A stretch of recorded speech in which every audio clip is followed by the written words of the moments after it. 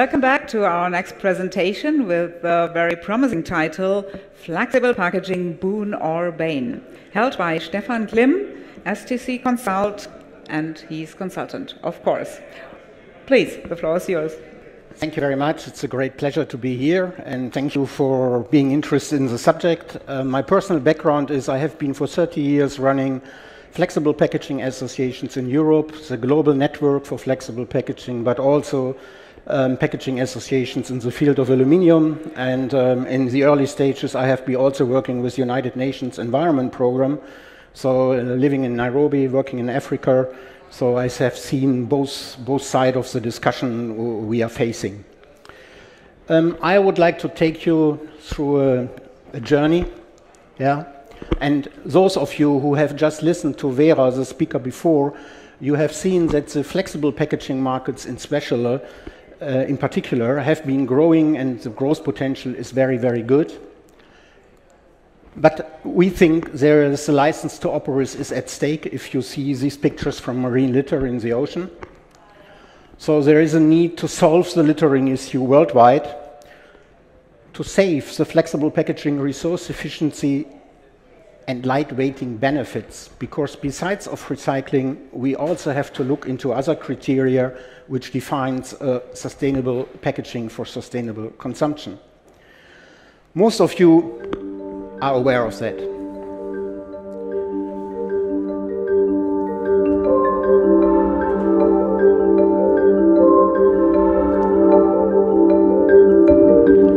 You just saw a Chinese river. I'm just back from last week from the Chinese Packaging Innovation Forum. 1,000 people listening to new developments on packaging material. But you have to have in mind that in that country, they have implemented the first collection and recycling law July this year. So in these areas, there is no collection infrastructure available, which makes the input that from 8 rivers in Asia and 2 rivers in Africa, let's say the real visible problem, not only visible, the real problem out there in the ocean is coming mainly from that regions. Of course, it is important to further improve any kind of packaging specifications to enhance the recycling, but I think what is really key is infrastructure in Asia and Africa. You need infrastructure in Asia and Africa, regardless which packaging you have, to reduce the littering in these countries. And it's just one example of the Alliance to End Plastic Waste, which was recently founded with $1.5 billion with a regional focus to set up infrastructure in Asian countries, but also to develop further and better recyclable packaging materials. But closing the circle means reducing the losses. It's about reducing the losses going out of the circle. And first of all, no collection, no recycling. We are discussing also on this show a lot about improvement of the packaging material. But as good as the recyclability of a packaging is, if you do not collect this and if you do not have infrastructure for collection, you are not solving the problem. One of the reasons that Flexible Packaging Europe, I was running for 30 years, initiated in Brussels at the discussion of the last packaging legislation, collect all packaging, because the regulation until then has foreseen recycling rates and obligations for recycling rates, but it has not foreseen to oblige the countries to collect all packaging, and that is the first step.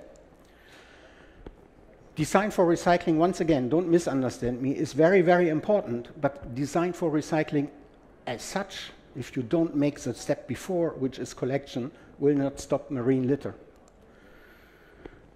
And there is no collection if there is no incentive. In Europe, we have the sophisticated EPR systems, but at the end of the day, they are also financial driven with the different license fees for the different materials. In Africa and Asia, those initiatives I'm aware of, which are functioning, are also value-driven. If you give an incentive to the consumer to bring it back, or if you buy it back, as some companies do in the in Johannesburg, in the townships. Yeah? There is a given day where companies buy back a given sorted plastic material, and then the collection is functioning. So without value-driven initiatives, it will not work. And only if you collect, the critical mass is there to invest in recycling technology and in sorting technology. If you don't have a critical mass which is coming back from the stream, nobody will do the investment at the end of the day. I'm not focusing on recycling or flexible packaging now, although I have been the co-founder of CFlex, which is the how make flexible packaging more available for the circular economy. But this afternoon you have a full presentation from CFlex at 4:15 about the recycling potentials and the recycling which is already done on the flexible packaging. If you have after this talk questions, you can also contact me on that one. But I think we have to go beyond recycling, because if you optimize recycling only, you will miss some very, very serious points for sustainable consumption. What is the purpose of packaging? Feed people, reduce food waste, or produce litter? Because the objective of packaging at the end of the day is to feed the world and to enable sustainable consumption. We all want to eat, we all want to have medicine, we all want to drink, and how to do that in the most sustainable way. And that is more than recycling. And the indicator of recycling sometimes is a little bit, I would call it overestimated. If I ask a consumer whether a rigid pack with a weight of 50 grams with a recycling rate of 80% is more sustainable than another one with 0% recycling rate, everybody out on the street will tell me it's a rigid with 80% recycling. But the key issue is how much is going out of the circle, how much material we are losing. And if you have a recycling rate of a heavy material, you will lose, in this case, 10 grams, which is going out of the circle, in spite of a high recycling rate. In the case of the flexible pouch here, for the same purpose, a soup, the material loss is 5 grams, and the worst case, 0 recycling. We do already around 30% in Europe. Yeah? So the question is, the recycling rate as such is important, but if you do not link it to the weight of the packaging, it might be misleading in what you're optimizing in the future. And it's about prevention and lightweighting. It's like in a car. As lighter your car is, as less gas you need, as more environmentally friendly it is over driving it for 200,000 kilometers over the time. And it's the same with packaging. As lighter the packaging is, as more food you have on the truck, and less packaging on the truck. This is a classical example from Tetra Pak and Capri-Sun. But even more important is the packaging material has to be brought to the filler. And whether you transport empty cans to a filler or flexible packaging material on a roll, it can be 1 to 26 trucks. So the lightweighting as such has a huge impact in the full life cycle of the packaging and the foods you consume, and is reducing by far the environmental impacts along the whole supply chain, which we have to have in mind. And don't forget that the first priority in the hierarchy of the waste law in Europe is prevention of packaging waste. And you have two options if you have a rigid pack, weight 50 grams again. You can make it thinner, down gauging. It's typical what's going on. You achieve 5 grams. Or you substitute by really lighter material, and you achieve a reduction of 45 grams. And think about again what I just said about the whole logistics in the system, how important the weight is. So if you really take this serious packaging waste hierarchy, you have to look into prevention first. And then flexible packaging is a must because it has the best ratio, lowest weight, highest performance. And Another example, and this is a study from EFOI. EFOI is consulting EU Commission, it's consulting German government. It's one of the leading institute on life cycle analysis. And we have challenged them, or some companies have challenged them to say, hey, today, food packaging, 40% is in flexible packaging across Europe, and 60% is in non-flexible, which is rigid. Tell us, if we take out flexible because it's not performing as good as the others on the recycling, what is going to happen? Or, if flexible packaging would take over all the rigid markets, what would that mean for the environment? If you would replace all 40% of flexible packaging by rigid packaging, the CO2 footprint in Europe to bring the food to the consumers goes up by 6%. Assumption, 100% of rigid recycled, which is unrealistic. It's the best case scenario. Due to the weight you have to increase to replace the flexible packaging by rigid packaging, you have a negative impact with regard to your target. Your target is reducing CO2 footprint. Even for Climate for Future, they want to reduce CO2 footprint. The other way around, if you would take out the rigid packaging, and if I'm talking rigid, I talk all rigid materials, yeah, and replace it by flex, worst case, zero recycling, you reduce 40% CO2. It is nearly 1% of the total EU emissions of CO2, and you reduce 25 million tons of packaging material. So it's not only recycling only, it's about recycling and weight. It's not about recycling only, it is about resource efficiency, enable consumption with lowest possible resources. Prevention serves the same purpose, a soup, with less material and less resources.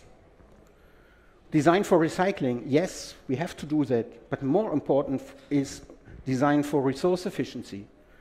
If you increase your recyclability by making packaging heavier, quite often if you replace multi-layer material by monomaterial, you increase the weight to have the same barrier which you need. Then it's counterproductive. So the target is minimizing the losses. And if you talk minimizing the losses, you talk weight plus recyclability. So I think that is what we have to in mind. And again, I think what you see here, this new focus from many companies to improve the recyclability of packaging material is brilliant, but it should go one step ahead to say, don't forget about what the purpose of the packaging is. What is the purpose of packaging? Produce litter? No, very clear. And the recycling story about flexible packaging, again, 4:15 from CFLEC this afternoon. Feed people. And if you have lived like me in Africa, you know what you're talking about. This is a picture from Mexico. How do you want to feed these people? Or reduce food waste. Let's start with the food waste subject. 30 to 40% of the food produced around the globe is never coming to your table. It's wasted. If in your company you would have an inefficiency of 30 or 40%, you close tomorrow. You will be out of the game. We, as a society, accept that 30 to 40% of the food produced around the globe is never eaten. It's a disaster. The area this 30 to 40% is produced is bigger than China. Have you ever had a look to the map of the globe? China, I think, is the biggest or the second biggest country around the globe. And these acres are used to produce food waste because we don't bring it on the table. And the second, the CO2 footprint of the food waste is number 3 behind China and US. So the real challenge is make sure that all food ends up being eaten. And by the way, today we are 7 billion people on the earth, allowing 30 to 40% food waste. If we reduce this inefficiency to close to zero, we can feed the population of 2100, which is 11 billion. That is a challenge. How do we bring that food to the consumer? And for that you will need packaging. So the role of packaging is reducing food waste. It's not about comparing one packaging with the other. It's about how do you drink your coffee in a given situation. And for that you have to look into the full circle of the product.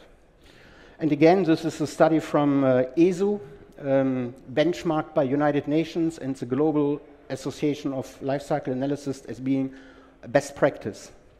This is the CO2 footprint of a cup of coffee with a 500-gram bag and from a portion pack. And many people would expect that the CO2 footprint of a portion pack is higher. No, it's not. The packaging part is higher, but not the CO2 footprint. Why? Because the production of the coffee is a totally different story. And the whole supply chain is a fully different story. But even more important is, you all know that if you're in a meeting room and you get your coffee by a portion pack provider, you drink your coffee. If I'm in a hotel, yes, last week in China, in the morning I made 1 cup of coffee. I drink that coffee. There's no food waste. If you are in a meeting room and you have a big pot, please, after the next meeting, check what you are throwing away. And then, if you throw it away, think about all the resources you are just throwing away. Not just the coffee, the fertilizer, the energy of production, the energy of distribution. So it is about that the packaging provides sustainable consumption in a way that you use that food and that you don't throw it away. These are just 2 examples where you can see nice animation videos about the story I'm telling here. It's much more fun to look to that than listen to me. You could blame me now that it's only true for coffee, what I'm telling you. This has been done for butter, for milk chocolate, for frozen spinach, for ground coffee, instant coffee, goulash soup. The CO2 footprint to bring the food to you of packaging is normally around 10%. For coffee, it's around 2%. But let's say it's an average that the resources in the food, which comes to you, is 10 times higher than the resources you need for the packaging. So if you make something wrong with the packaging, you are risking to waste the other 90% of resources which are in the packaging. And again, this has been best practice by United Nations Environment Programme, because sometimes third parties are necessary for evaluation. The big question is, when is it worthwhile to invest even in more packaging to reduce the food waste and to look into the balance? And if I refer to CO2 footprint here, normally all these studies refer to 6 indicators. I'm just referring to 1. And everybody loves it. I think it's the most critical example you can take, whether a cucumber should have a plastic film or not. Yeah, I mean, if you are out there in the street, you are nearly killed if you ask the question. But this is measured. This is measured in Austrian retail. Shelf life extended from 3 to 14 days. Less moisture losses, which means the quality is better. If you look into oranges, it is important that the vitamin C is still in. The food waste was reduced by half at retailer level, and most likely at consumer level. Nobody can measure that, but it's clear. The impact you have on the retail, you also have at home. So you invest 4.5 grams CO2 to pack that cucumber, but by reducing the food losses, you're reducing the CO2 footprint by 13.5 grams. So the total is, it's worthwhile doing it. And we have heard that now the retail has reduced using plastic film for cucumbers. But you could just read that now, after they have done it, from each truck they get cucumbers in, they have to throw away the value of 30,000 euro of cucumbers because they can't offer it in the retail anymore because to loss of quality, loss of hygiene and whatever. So think about it. I'm not going to say that it's always better. If you buy the cucumber next to your door, it might be different. But if you have a long distance supply, it's a totally different story. And I can give you a lot of examples like that. Yeah? If you check, for example, bread. Bread is another product which is the most wasted in Europe. Yeah? Due to a different concept of packaging, the food waste reduction was 3 times at retailer. So from 11% waste down to below 1. Most likely at consumer level again. Yes, here you even had, due to the optimization of food waste losses, the target was to reduce food waste. Packaging concept was found with less CO2, and by reducing the food CO2, by reducing the food waste in retail, you can see you even are saving 136 grams CO2. So the story is not talking recycling only, always talk it in context with what is the impact on food waste? What is the impact of the purpose of the packaging? Of course, if you do that for meat, which even has a higher CO2 impact as a product, it was reduced by 75% at retailer level. Yes, and you were investing in better packaging. It was more CO2 for the packaging, but in total, by taking the food waste out, you have a clear positive balance. What is the trade-off? When to invest? How much food waste reduction is required to balance the increased climate impact from using more packaging for a smaller pack? If you have the bread, 8 gram, 700 gram bread, 8 gram plastic. Or you have a portion pack, half of it, of course, you have more plastic to use. For 700 gram, it would come to 10 gram plastic. So by doing portion pack, you increase first, because you invest in better packaging. To offset that, if your food waste from that one in your fridge after time given is as like this, you have already offset the investment in portion packaging. If you throw away an amount like this, the investment in more packaging would be already positive from an environmental point of view. Any French person in the room? What do you eat for dessert? Cheese? So, measured cheese waste in French canteens. Yeah? So if you offer it in a packed way, and this is a study from Bell, which is the leader in the cheese packaging industry, yeah, the loss were 6%. If you do fresh slices, the food waste is 15%. And so you always have to look into these issues in connection with the food waste relation. Packaging can prevent food waste due to effective appropriate protection. The format and the serving is key. Convenience is key. It has been mentioned by the previous speaker as well, because that is what the consumer is also expecting. Coming back to my question, produce litter, no, is clear. Reduce feed waste, yes, yes, and yes. So I would love to see an exhibition where we focus the whole exhibition on food waste reduction. Or feed the people. The good thing is the life expectancy is growing, and we all want, all over the world, this is for the whole world, yeah? We all want to live longer, which also means we need better hygiene and nutrition. It is key to achieve that target, and I think this is a target which is coming around the globe. The global population is increasing. The forecast is that in 2100 we will have the peak, and as said, if we reduce the food waste to zero by intelligent packaging, we could easily feed the population of tomorrow with today's production of food. And it's a very interesting thing is that in 2010, for the first time, more people were living in big cities than in rural areas. And if you have to supply millions of people in a big city, you need appropriate packaging, and you need to do it in a way that the food is not wasted along the whole supply chain. They all need food and medicine.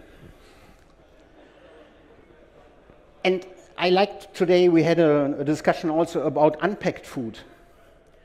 I was coming back yesterday from Congo, visiting my niece. She's working for United Nations there in the Ebola area. And I just grabbed that one out of the unpacked offer there. I'm not sure how many others I have touched. Of course, this is an extreme example. What I want to say is, and I can tell you because I'm also chairman of a charity bringing medicine all over the world, that the risk of being affected from these kind of things through global travelers is increasing. So whenever we talk about unpacked food, we have to talk about hygiene. And hygiene is one of the big reasons that we all live longer. Living in Africa, I am fully convinced that if you would increase the hygiene, you could, in some parts of Africa, when they get food and water, you can reduce child mortality. Because hygiene is a key issue, and you only achieve hygiene with packed food. The same for pharmaceuticals. Yeah? If you are in these areas and if you are supplying medicine there, people don't like this kind of packaging. They all want single serve for understandable reasons, because it could be a risk of life. In our countries, it can be only a risk of influenza. Yeah. So is unpacked the solution? I have been so serious, and now I'm getting a little bit.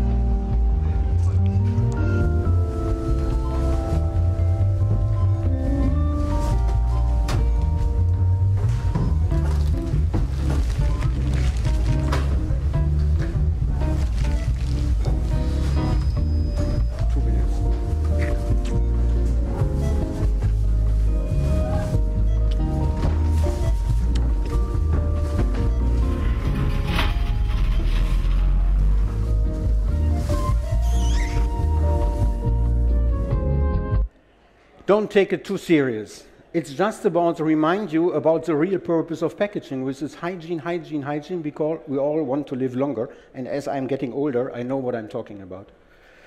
So the takeaways. Packaging means, also compared to unpacked food, improved hygiene, helping to increase life expectancy.